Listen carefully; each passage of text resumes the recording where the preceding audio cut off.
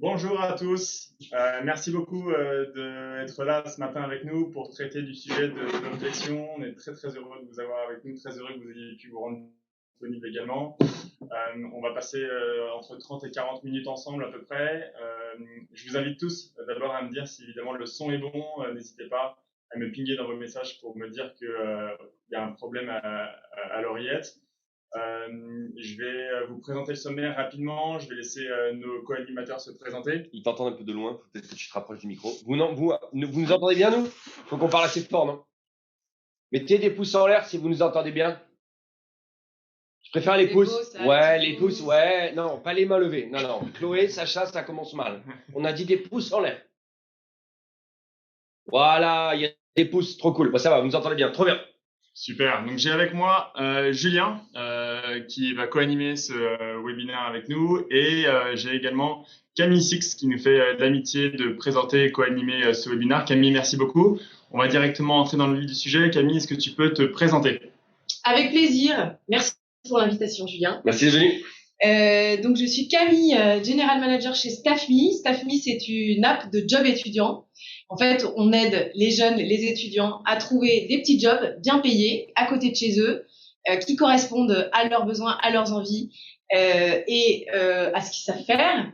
Et on aide aussi les entreprises à trouver rapidement du renfort qualifié, du coup sur une base de 600 000 jeunes hyper motivés, hyper engagés dans la vie. Voilà. Et donc moi, mon job au quotidien, c'est de faire en sorte qu'il y ait de plus en plus d'entreprises qui publient de plus en plus d'offres pour ces jeunes qui derrière vont pouvoir gagner en expérience, enrichir leur CV et enrichir leur compte en banque également, bien sûr. C'est très important.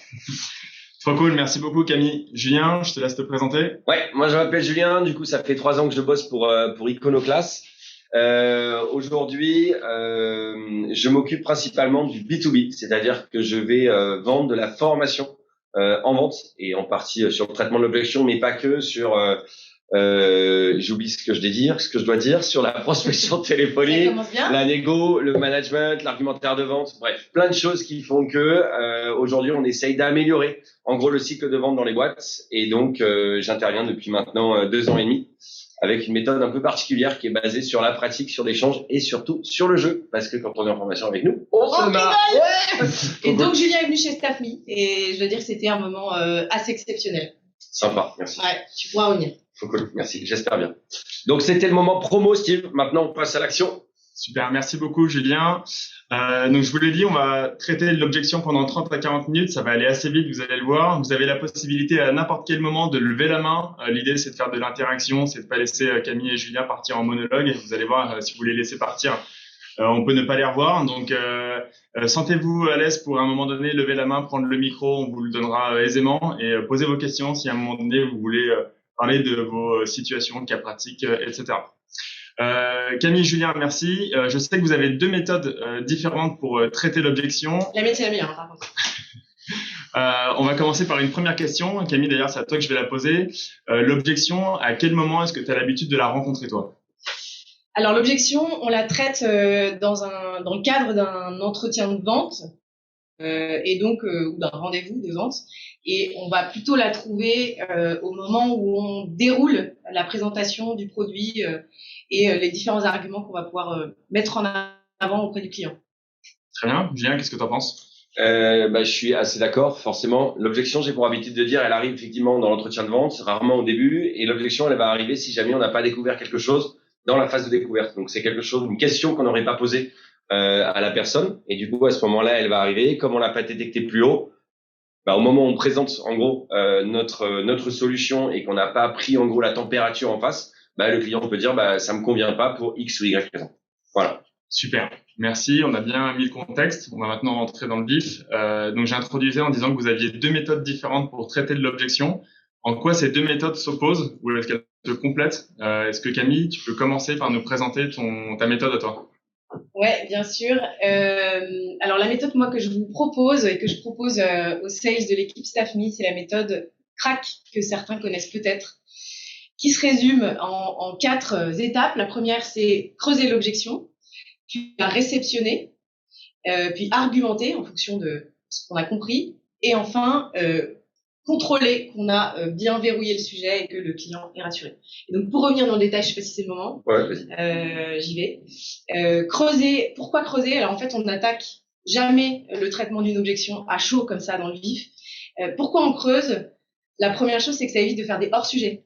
Si tu as creusé, tu peux tomber sur une fausse barre, c'est-à-dire une fausse objection qui en cache une autre. Tu peux découper, c'est-à-dire qu'il peut y avoir une objection qui en fait va en grouper trois.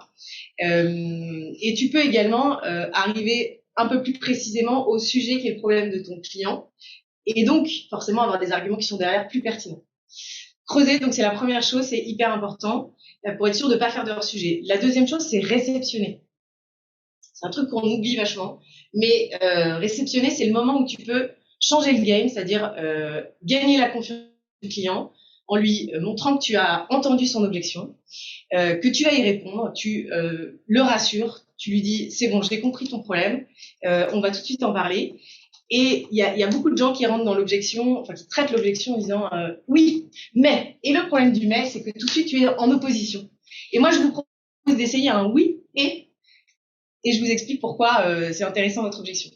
Donc la réception, c'est un moment important comme on le disait, et il y a des choses qui fonctionnent très très bien comme c'est intéressant votre question, beaucoup me la posent. On peut d'ailleurs en profiter pour glisser ici un peu de preuve sociale, un exemple de clients, de concurrents, de grands noms. Oui, c'est très intéressant votre question. C'est marrant parce que le directeur des achats de Google que je rencontrais hier me posait la même question. Ça peut permettre de créer un climat de confiance et de montrer que la question ou l'objection qui est apportée par votre client est importante à vos yeux. Et donc voilà, vous créez ce climat de confiance. Donc réceptionner. Après on a argumenté, donc ça vous savez faire. Et ensuite contrôler, c'est hyper important pour verrouiller le fait que vous ayez bien répondu à l'objection et que le client est rassuré, qu'on peut continuer, qu'il n'y a pas d'autres objections qu'on aurait oubliées.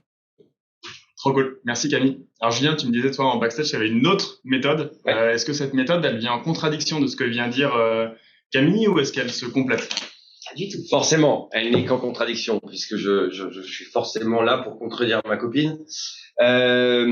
Effectivement, c'est toujours pareil quand on fait de la formation. Le but c'est surtout pas être dogmatique. C'est pas la méthode de Camille la mieux ou la mienne.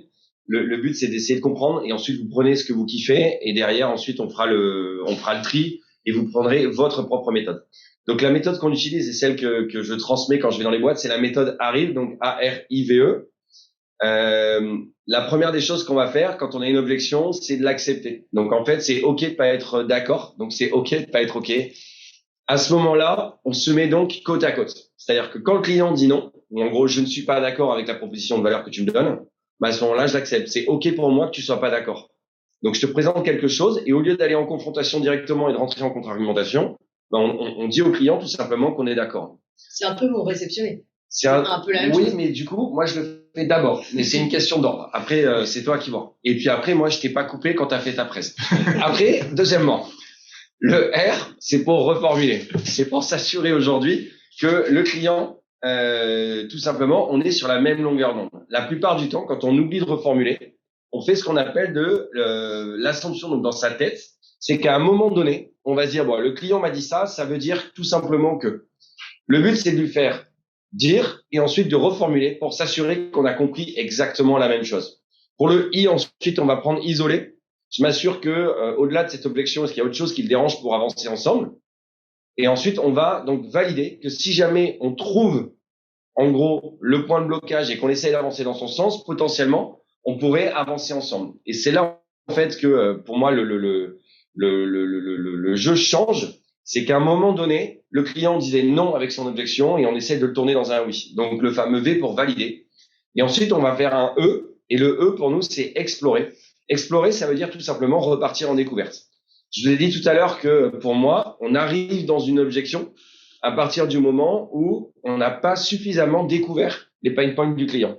Donc, si jamais on n'a pas découvert un pain point qui arrive en gros au moment de l'argumentaire, c'est un pain qu'on n'a pas découvert. Donc, on repart tout simplement en découverte avec 3-4 questions pour essayer de comprendre.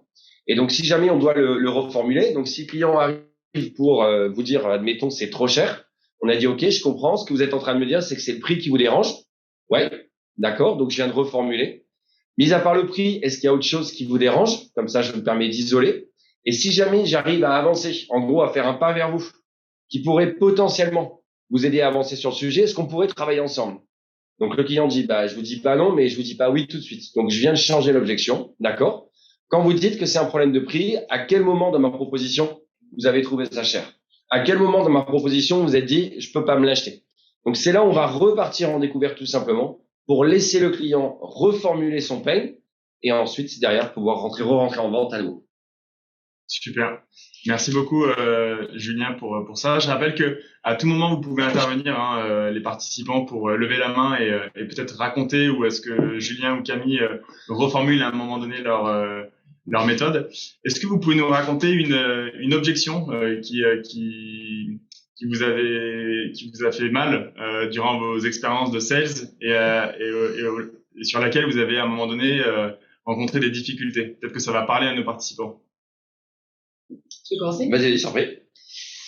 Je pense que les plus grosses objections, les plus difficiles, c'était en égo, en distribution. Je dois dire que celle qui a été la plus dure, après m'être tapé 6 heures de train, lever à 5 heures du mat, arriver, s'asseoir et se faire entendre dire « c'est tout ce que vous avez, vous pouvez repartir ». Ça, c'est une objection un peu compliquée à traiter. Et donc voilà, il faut détacher la forme du fond, je dirais, et s'assurer de ne pas prendre les choses avec trop d'émotion pour réussir à traiter ce genre de moment. Pour ma part, j'étais tout simplement sur une vente à l'époque, c'était effectivement chez PepsiCo, chez un client, et le client me dit j'ai pas compris ce que vous vendez. Donc en fait, on a une nouveauté qui s'appelait à l'époque, pour les personnes qui nous regardent, les pépites du soleil. Donc je pense que Bruno s'en souvient. Et je vais le dire poliment, mais le client m'a dit en gros votre produit c'est de la merde. Voilà, je vous la fais courte. Et l'objection n'était pas formulée comme ça, mais c'est ce qu'il a voulu dire parce qu'en le faisant, en fait, il a craché les produits dans la poubelle. Et il m'a dit je ne comprends pas l'intérêt. En gros, je ne comprends pas l'intérêt tout simplement de vendre ces produits-là, parce que dans le rayon biscuits apéritifs, pour reposer le contexte, je vendais du Ben & Nuts à l'époque. Et c'est des espèces de petites tuiles avec un goût huile d'olive et herbe de Provence, un truc dans le genre. Le client en fait, c'était déjà extrêmement, son rayon était extrêmement plein et il savait pas trop en gros qu'est-ce qu'il fallait dégager pour remettre les autres. Donc je me présente face au client et il me dit en fait je comprends pas pourquoi, je comprends pas la proposition de valeur du produit, puis en plus vos produits donc ils sont pas bons et c'est là qu'ils crachent. Ce que j'ai fait, c'est que j'ai donc traité cette objection effectivement de façon extrêmement académique, puisque j'avais été à l'époque formé. Et donc au moment où le client effectivement me dit que son produit ça passe pas, c'est le fameux isolé qui m'a en gros qui m'a aidé, puisque lorsqu'on est en grande distri, bah, les places sont chères et dans les rayons, quand on a une nouveauté qui arrive, bah, mécaniquement il y en a une qui doit sortir. Donc en fait, c'est pas tant qu'il n'avait pas compris ma proposition, c'est juste qu'il avait une problématique de place à l'intérieur de son rayon. Et au-delà de la problématique de place, c'est qu'il voulait surtout pas réimplanter son rayon. Donc bon, c'est moi qui ai dû m'en charger. Mais j'ai bien compris que le client, de prime abord, s'il m'avait dit je comprends pas votre produit, de toute façon je l'aime pas. Si j'étais rentré directement justement dans cette objection, bah, je pense que j'aurais traité la problématique du produit et de l'intérêt qu'il a. Mais en fait, c'était bel et bien un problème de place. Donc pour moi, c'est creusé. Non, mais pas tout de suite. J'ai d'abord accepté. Vous avez le droit de pas aimer quand il a craché. Je dis vous avez le droit de pas aimer, donc visiblement. Mais après, effectivement, j'ai reformulé, j'ai isolé et j'ai validé le fait que si on avançait ensemble, c'était possible. Et quand j'isole, en fait, au moment où je lui dis, mais en fait, l'intérêt, c'est pas ça, c'est juste de dynamiser votre rayon apéritif, je sais plus ce que je lui ai dit. Et le client me dit, non, mais en fait, dynamiser, je m'en fous. Moi, le seul truc, c'est que je veux pas réimplanter mon rayon. D'accord. Donc, entre les deux, c'est quoi le plus important pour vous? Donc, c'est là où l'isolé a été hyper important. Et ensuite, je suis rentré en vente. Et puis, bon, j'ai négocié une réimplante du rayon et après, voilà, une réimplantation, pardon, du rayon. Et après, ça s'est bien passé. Voilà. Alors, Julien, pourquoi est-ce qu'on dit très souvent que c'est une erreur de contre-argumenter? Est-ce que contre-argumenter, ce que font régulièrement les sales au moment où ils se voient entendre dire que leur produit n'est pas suffisamment bon? Pourquoi est-ce que contre-argumenter est une mauvaise solution dans ce cas-là? Contre-argumenter, c'est pour ça que je challenge gentiment Camille. Quand j'entends le creuser, moi, en fait, j'entends contre-argumenter. Et bien entendu, c'est pas le message qu'elle vous fait passer. Et je te laisse la parole derrière pour répondre à cette question. Aujourd'hui, la contre-argumentation, c'est le pire. C'est ce qu'on appelle tout simplement le prosélytisme ou la vente forcée. C'est le pied dans la porte. C'est-à-dire que lorsque le client n'est pas d'accord avec la solution que tu proposes, bah en fait, tu enchaînes directement en disant non, mais en fait, je vais vous expliquer. Vous n'avez pas du tout compris ce que je vendais. Laissez-moi vous réexpliquer le produit parce qu'a priori, vous n'avez pas du tout compris ma proposition de valeur. Contre-argumenter, tout simplement, c'est essayer de convaincre quelqu'un qui n'a absolument pas envie de vous acheter ou qui a quelque chose qui bloque. Je donne souvent cet exemple en formation. Je dis, allez, quand un gamin court, il tombe et il a le genou en sang, essayez de lui dire au moment où il arrive sur vous en hurlant, essayez de lui dire non, non, non, mais je t'assure, t'as pas mal, continue à jouer. C'est juste impossible. Si jamais on dit pas au garçon ou à la fille qui s'est fait mal, mais attends, mais je comprends, tu dois avoir très très mal, montre-moi où c'est. Eh ben, ça va forcément changer le discours. Quand on dit non, non, non, t'as pas mal, en fait, on ne prend pas en compte l'espèce de bloqueur qu'il peut y avoir chez le client. On essaye de rajouter une couche et c'est là où on peut paraître un peu forceur. Et c'est ce que bien entendu, je vous recommande de ne pas faire. Camille, qu'est-ce que tu penses, toi, de la contre-argumentation? Ouais, je suis complètement d'accord. L'avantage d'avoir un peu creusé avant, c'est-à-dire que à l'objection, c'est trop cher. Soit on rentre effectivement dans le dur et c'est là où on se trompe en contre-argumentant. Mais non, c'est pas cher, regardez, je suis moins cher que mon concurrent. Là, c'est perdu. Si on a creusé en posant la question, mais trop cher par rapport à quoi? Déjà, on va peut-être se rendre compte que on se compare pas du tout à ce qu'on imaginait. Et une fois qu'on a bien compris quel était le sujet, le client, on va peut-être lui ouvrir plutôt ses chakras en lui expliquant je comprends votre problématique. Là, on revient à la question de je réceptionne ou je me positionne à côté du client. Et c'est très intéressant ce que vous dites. C'est encore une fois, je reviens sur ce oui et. C'est justement pour pas se mettre dans l'opposition, mais dans l'intégration. Oui, c'est très intéressant ce que vous dites. Et justement, on a creusé la question pour que vous compreniez ce que notre prix englobe et ce qu'il faut intégrer de votre côté comme éléments supplémentaires, etc. Et donc, on dézoome et tout de suite, la vision est plus claire pour lui et on n'est pas dans l'opposition. De toute façon, le oui, mais on ferme la porte. Le client n'est plus à l'écoute et on a déjà perdu, le lien n'existe plus. Très bien, ok. Merci beaucoup Camille. On a une question de Maxime. Maxime, je t'active ton son. Nickel, merci. Vous m'entendez? Ouais, nickel. Ok, hyper intéressant. Merci pour ces infos. Et par rapport à ça, donc je trouve hyper activable quand on est en rendez-vous physique, mais souvent les rendez-vous ils se passent sur plusieurs calls et quand tu perds l'intérêt, voilà, tu présentes à la fin. Ton interlocuteur fait un débrief et te répond bah en fait non ça va pas par mail. Comment tu fais pour le recapter, reprendre rendez-vous avec lui pour justement aller dans ce côté où tu isoles, pour ressusciter son intérêt, pour continuer justement cette discussion et pouvoir pas contre-argumenter mais du coup aller dans son sens et le ramener vers toi. Très bonne question Maxime. Qui veut réagir, Julien ou Camille? Je laisserai Camille. Tu veux que j'y aille? Ouais, okay. Juste pour comprendre bien, Maxime, à quel moment tu es? Donc, on est d'accord, tu as pris rendez-vous avec ton client, tu es en train de faire ton premier rendez-vous, c'est ça? Tu as fait ton premier rendez-vous, donc tu lui as présenté ta solution, bon, il a paru intéressé, et puis tu sais, après il revient vers toi, il dit non, mais en fait, grosso modo, il en a parlé avec sa team qui lui a dit ouais, mais c'est pas dans nos priorités ou comme tu le disais tout à l'heure, faut que je veux pas réorganiser mon rayon, que ce soit pas ton interlocuteur direct, mais un de ses partenaires. Et je veux pas réorganiser le rayon, donc c'est mort. Et en fait, il revient vers toi, oui, non, ça va pas aller. Et là, tu l'avais senti chaud sur le coup. Finalement, il te dit non. Et comment tu fais pour le réintéresser et de faire en sorte que tu rechopes un rendez-vous avec lui pour aller dans son sens et isoler, en effet, pouvoir discuter avec lui et ressortir tout ça. Ok, donc j'ai bien fait de préciser, de te demander une précision pour être sûr d'avoir compris. La réponse est un peu dans ta question. Si aujourd'hui, tu es en train de dire j'ai présenté mon produit, ouais. La question que je te pose, c'est est-ce que tu as posé suffisamment de questions en amont. Ouais. Et en fait, tout est là. Plus tu vas travailler ta phase de découverte, plus tu vas comprendre la situation, le pain, l'implication et le bénéfice attendu par ton client, moins tu auras en fait de problématiques vis-à-vis de ton client. Donc quand tu es en train de dire aujourd'hui, mais le client m'a dit non, mais merci, je suis pas intéressé, j'ai envie de te dire, il est presque déjà trop tard et c'est quelque chose que tu aurais pu avoir dans la découverte. Okay. Quand bien même ça arrive, si jamais tu es sur un cycle de vente et ce qui peut arriver avec plusieurs rendez-vous, c'est pas grave, on va pas toujours tout traiter et Camille sûrement répondra également notamment sur les grands comptes. on n'est pas sur un closing. Si jamais elle a un partenariat avec StaffMe, on n'est pas sur un rendez-vous one shot. Donc les objections, ils vont se traiter au fur et à mesure. Le seul truc, c'est qu'il faut entendre, en gros, le nom, si tu veux, Maxime, le nom ferme et définitif, où là, tu te dis, bah, en fait, les verrous, c'est mort, c'est terminé. Bah, en fait, je suis pas tout à fait chaud, quoi. Et je sais que c'est un petit peu difficile on va dire, à expliquer, mais c'est pour ça qu'on a des commerciaux aujourd'hui. C'est-à-dire que si jamais aujourd'hui on arrive à sentir la différence entre un nom ferme et définitif versus un client où tu sens que tu peux traiter une objection, bah, c'est là où le commercial a tout ça son intérêt, quoi. Ok.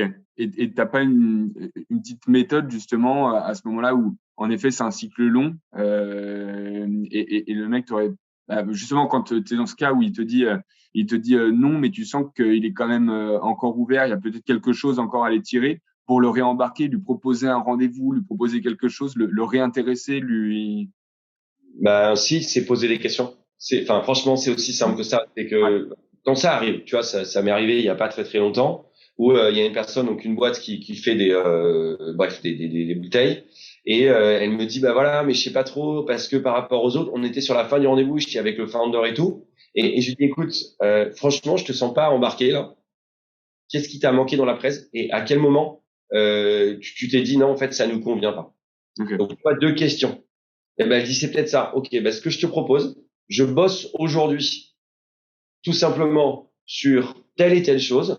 Et ce que je te propose, c'est de revenir vers toi et avec les possibilités tout simplement d'essayer d'améliorer. Et donc là, de nouveau, tu vois, tu es dans le validé. Est-ce que si je reviens vers toi avec en gros des ajustements sur les 2 points où tu es en train de me dire que ça coince un peu, est-ce que tu es OK? Bah si elle me dit oui, ça veut dire que je suis bon pour un deuxième rendez-vous. Et c'est le fameux bah s'il y a un non, le truc il est mort. OK, bah, nickel. Merci. On enchaîne parce qu'on a pas mal de questions. On a une question de Rémi qui nous dit lors d'un rendez-vous grand compte, est-ce qu'il y a des pistes pour l'objection? Vous avez quoi comme référence? Sous-entendu, on ne bosse qu'avec des grands comptes, qu'avec des grosses boîtes. C'est-à-dire, vous avez quoi comme référence? Comme preuve? Avec qui, voilà, exactement. Avec qui tu bosses déjà, je pense. Aujourd'hui, pour StaffMe, effectivement, ce qu'on va chercher, c'est plutôt des références du secteur d'activité. En général, on essaye de mixer des grands noms, des noms un peu vitrines, et des SMB, des business models qui vont être plus petits, pour montrer qu'on a l'agilité de travailler à la fois avec des grosses structures qui sont hyper organisées, qui ont des gros process, et qu'on a la rapidité, l'agilité pour bosser avec des plus petites structures. Donc j'essaye toujours de mixer entre deux noms, le plus proche du secteur en question, pour être sûr aussi que ça va parler et que ça va faire écho. Et pourquoi pas des concurrents? En fait, on sait aussi que tout le monde se regarde, tout le monde s'observe, et qu'un concurrent qui marche bien, ben, on va comprendre quelles sont les solutions qu'il a, qui font il cartonne. Donc je sais que je vais titiller un peu en citant le concurrent le plus regardé. La personne précise en disant quand on n'a pas de référence de rencontre. Ah, ça c'est plus tricky. Pas facile. Écoute, c'est notre cas. Du coup, Rémi, c'est notre cas. Je pense que j'aurais tendance avec la première réponse, avec un peu d'audace, en disant pourquoi est-ce qu'aujourd'hui c'est important pour vous qu'on ait déjà des références? Parce que cette question, elle masque peut-être une défiance, soit dans la proposition de valeur de ta solution, et c'est une façon élégante de dire bah en fait t'es encore un peu petit, reviens me voir quand tu seras un peu plus grand. Et si tu veux, moi j'aurais vraiment tendance avec un peu d'audace à dire mais pourquoi est-ce qu'il vous faut ces preuves? On a des plus petits groupes qui nous ont fait confiance, ce sont des gens qui ont les mêmes responsabilités que vous et qui rencontrent les mêmes problématiques. Donc moi j'aurais tendance, donc avec un peu moins d'audace, à dire aujourd'hui on n'a pas des grands noms que vous attendez, mais en revanche on a bossé avec des clients qui sont dans le même secteur d'activité et qui rencontrent les mêmes problématiques. Et ce que je vous propose, si ça s'est bien passé bien entendu, je vous propose de donner aujourd'hui le numéro de téléphone avec l'accord du client et dans ces cas-là, vous pouvez faire une prise de référence. Moi, comme Camille, c'est ma copine, je donne toujours son numéro et tout le monde appelle et elle dit c'était génial. Merci, j'espère que Rémi, ça répond à ta question. On passe à la question de Carole. Okay. Comment traiter l'objection? Ce n'est pas le moment. Et celle qui dit je ne suis pas décisionnaire et que ça bloque pour parler à la bonne personne. Alors l'objection, ce n'est pas le moment, c'est-à-dire je n'ai pas le temps.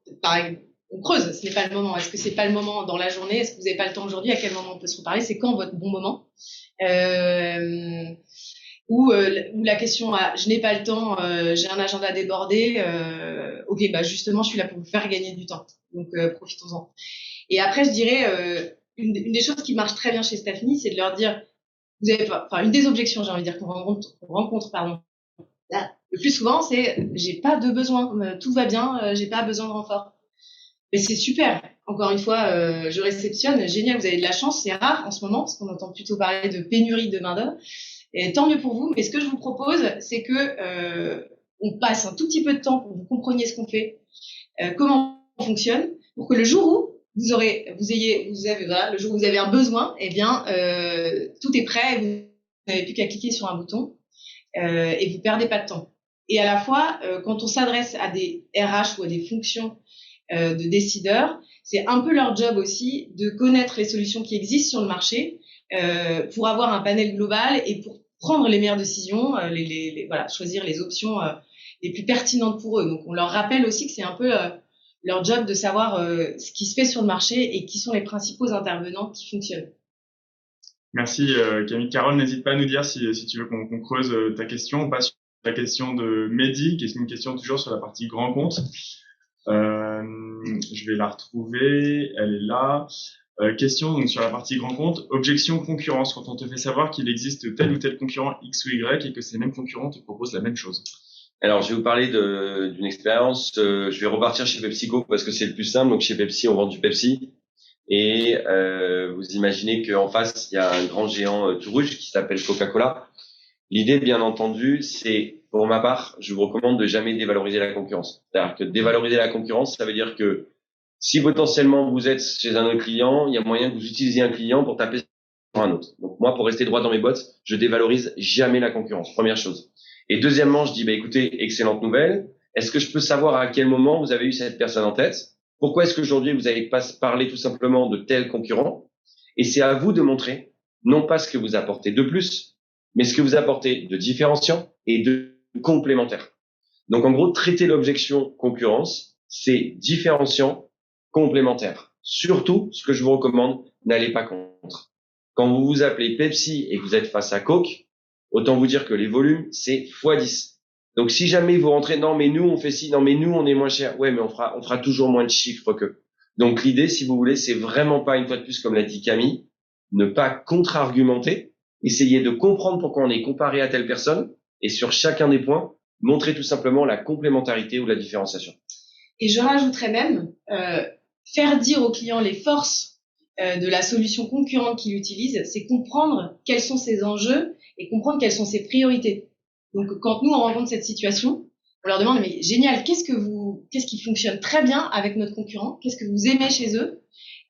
Et comme ça, on se note, nous, que les arguments les plus forts vont être sur la rapidité, l'accompagnement, peu importe. Et on connaît aussi les faiblesses de nos clients. Derrière, on va pouvoir apporter la complémentarité. Merci encore une fois à tous les deux. Mehdi, j'espère que ça répond à ta question. Je vais revenir sur le point de Carole, qui était la personne qui nous disait le décideur la personne ne souhaite pas discuter avec nous parce que le sujet n'est pas prioritaire. Elle nous dit, je veux qu'on cause, donnez-moi des idées.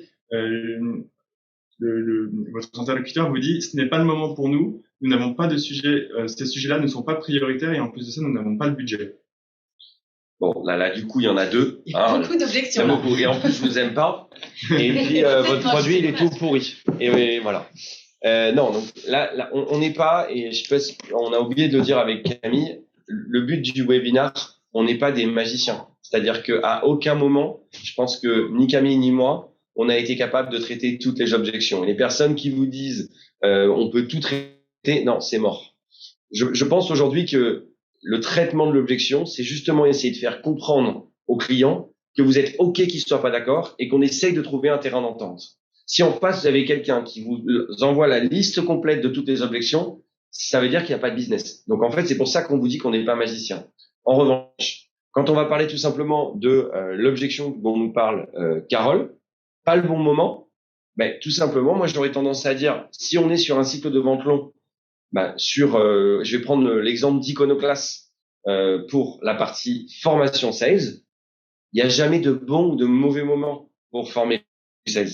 Donc, si jamais aujourd'hui, c'est pas le bon moment, ce que je vous propose, c'est qu'on fasse le rendez-vous, on déroule et en fait, on se prépare. Ça ne veut pas dire que vous avez un besoin maintenant, mais le jour où vous avez un besoin, si vous kiffez ma proposition, ben, grosso modo, vous n'avez plus qu'à appuyer sur le bouton. Première chose. Deuxièmement, je reprends l'exemple d'Iconoclast. J'ai eu quelqu'un au téléphone qui m'a dit « J'aurais adoré bosser avec vous, sauf que les budgets sont décidés en octobre et que là, ben, on est en février, donc c'est mort. J'étais en pleine prospection. » J'ai répondu au client « Mais je comprends tout à fait. Prenons tout de suite un rendez-vous pour le mois de septembre. Comme ça, en octobre, je suis dans votre tête pour les budgets. Et à ce moment-là, on avancera ensemble. » Une fois de plus, je suis pas magicien. Si le mec, il a pas d'argent, que c'est pas le bon moment, je suis pas chez le bon client, enfin chez le bon prospect, tout simplement, quoi. Merci beaucoup, Julien. On a une question de Manuel qui nous dit « Comment traiter l'objection « Je veux comparer » à partir du moment où la proposition de valeur a été donc validée ?» Bah, quoi? J'aime votre produit, je comprends votre produit, j'ai aimé votre produit, mais j'ai besoin de comparer votre produit avant de l'acheter. Ok. Bah, prenez votre temps. Je peux vous aider à comparer. Je comprends. Ce que vous êtes en train de me dire, c'est que vous souhaitez comparer le produit, c'est ça? D'accord. Qu'est-ce que vous cherchez à comparer? C'est là qu'il faut creuser. Donc, quels sont les éléments qui sont les plus importants pour vous, les 3 premiers prioritaires, et qu'est-ce qui fera la différence pour vous sur les 2 produits que vous allez comparer? Déjà, savoir à quel game on joue. Une fois de plus, Camille vient de répondre, enfin, de façon, je pense, automatique et professionnelle par qu'est-ce qu'on compare, pour éviter justement de comparer des choux et des carottes. Et donc, la première réflexe, comme vous l'avez vu une fois de plus, c'est poser une question. Donc, elle a dit tout de suite, je veux être sûr de comprendre ce qu'on va comparer. Donc, effectivement, après, on fera la liste et on repart sur une objection, concurrence, proposition de valeur ou autre. Mais le premier réflexe, ça va être de poser une question simplement pour mieux comprendre.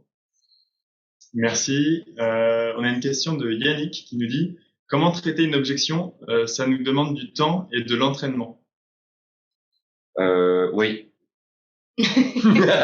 Non, mais c'est vrai, enfin, je sais pas, je pense que quand t'as démarré au tout début sur le terrain, quand t'étais chez Castorama pour la Super Glue 3, je pense que, enfin, au début, tu prenais les pieds en tapis, non?